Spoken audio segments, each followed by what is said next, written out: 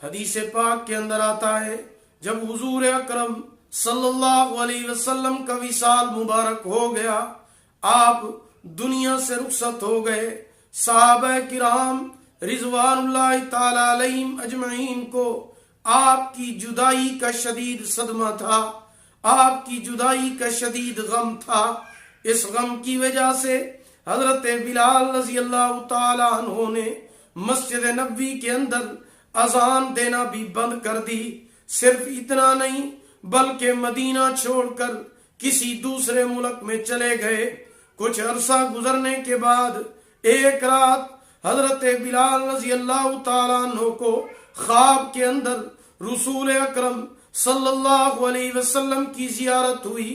آمنہ کے لال رحمت دو عالم صلی اللہ علیہ وسلم نے فرمایا، بلال اس وقت کو یاد کرو جب مکے کے لوگ تمہارے اوپر ظلم کیا کرتے تھے، تمہارے پاؤں کے نیچے کانٹے بچھاتے تھے، تمہیں پتھر مارتے تھے، تمہارے سینے کے اوپر بڑے بڑے پتھر رکھ دیتے تھے، تمہیں شدید تکلیفیں اور اذیتیں دی جاتی تھی۔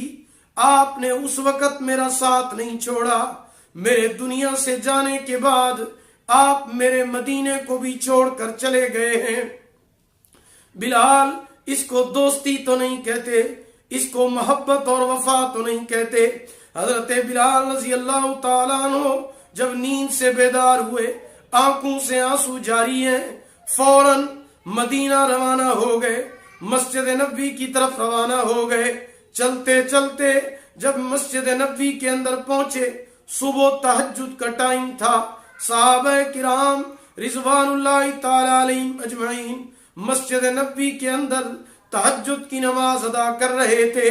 حضرت بلال جب مسجد نبوی کے اندر داخل ہوئے، نواسہ رسول صلی اللہ علیہ وسلم حضرت امام حسن، حضرت امام حسین رضی اللہ تعالی عنہ کی نگاہ جب حضرت بلال پر پڑی، دوڑتے ہوئے آئے اور آ کر حضرت بلال سے لپٹ گئے اور لپٹ کر کہتے ہیں، جا عمنا بلال، جا عمنا بلال، ہمارے چاچا بلال آ گئے، ہمارے چاچا بلال آ گئے۔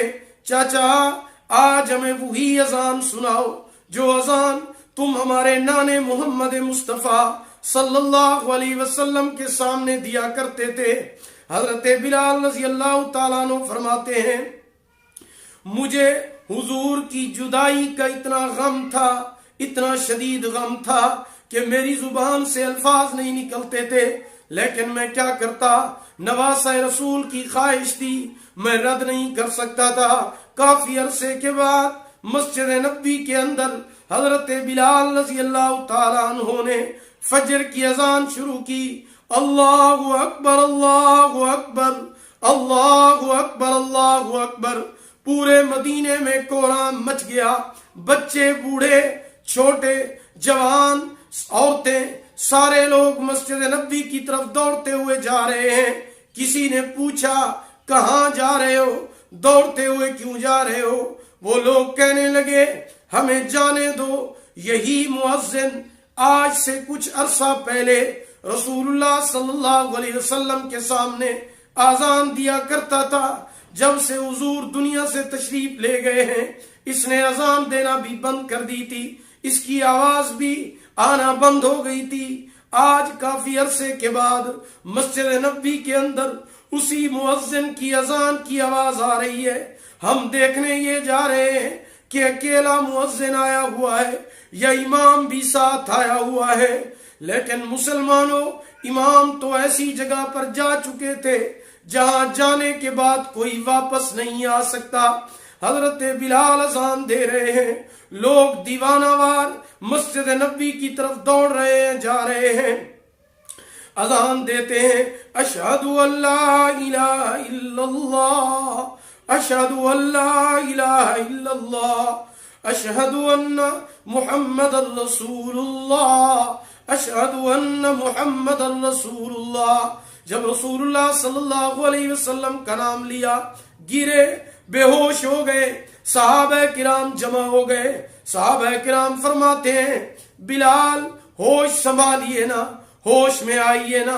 کافی دیر کے بعد جب حضرت بلال رضی اللہ تعالیٰ عنہ ہوش کے اندر آتے ہیں، ہوش میں آ کر فرماتے ہیں پہلے جب میں اذان دیتا تھا حضور صلی اللہ علیہ وسلم میرے سامنے موجود ہوتے تھے، منبر میں موجود ہوتے تھے، محراب میں ہوتے تھے، میں حضور کا نام لیتا تھا، حضور سامنے مجھے بیٹھے ہوئے نظر آتے تھے، لیکن آج میری پہلی اذان ہے، میں حضور کا نام لیتا ہوں، مجھے حضور منبر میں نظر نہیں آتے، محراب میں نظر نہیں آتے، ان کی جدائی کی وجہ سے، ان کی محبت کی وجہ سے میں گرا ہوں اور بے ہوش ہو گیا ہوں۔ اللہ رب العزت نے حضرت بلال رضی اللہ تعالیٰ عنہ کو اس محبت کا انعام یہ عطا فرمایا، تکالیف برداشت کرنے کا انعام یہ عطا فرمایا کہ شب معراج حضور اکرم صلی اللہ علیہ وسلم جب جنت کی سیر فرما رہے تھے، اللہ اکبر اللہ اکبر، حضور اکرم صلی اللہ علیہ وسلم جنت کی سیر فرما رہے ہیں کہ اچانک جنت کے اندر کسی کے قدموں کی آواز سنائی دی، کسی کے چلنے کی آواز سنائی دی۔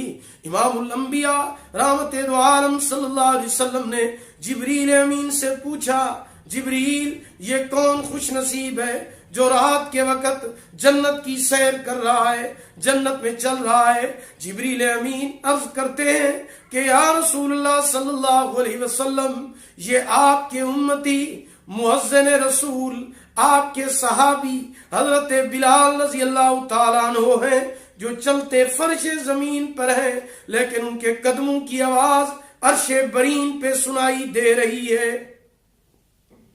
اللہ اکبر اللہ اکبر، کتنا بڑا انعام اللہ پاک نے عطا فرمایا، اور کیسے کیسے یہ لوگ تھے جو حضور اکرم صلی اللہ علیہ وسلم کے ساتھ اتنی زیادہ محبت کرتے تھے کہ اللہ پاک نے ان صحابہ کے بارے میں فرمایا رضی اللہ عنہم ورضوا عنہ، یہ مجھ سے راضی ہیں، میں اللہ ان سے راضی ہوں۔ دعا ہے کہ اللہ رب العزت ہمیں حضور اکرم صلی اللہ علیہ وسلم اور صحابہ کرام کے نقش قدم پر چلنے کی توفیق عطا فرمائے۔ یا اللہ ہمیں ان باتوں پر عمل کرنے کی توفیق عطا فرما۔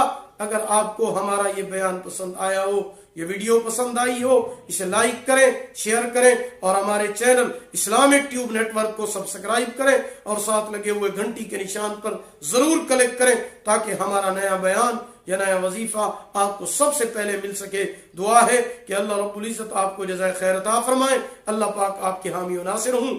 آخر دعوانا الحمدللہ رب العالمین۔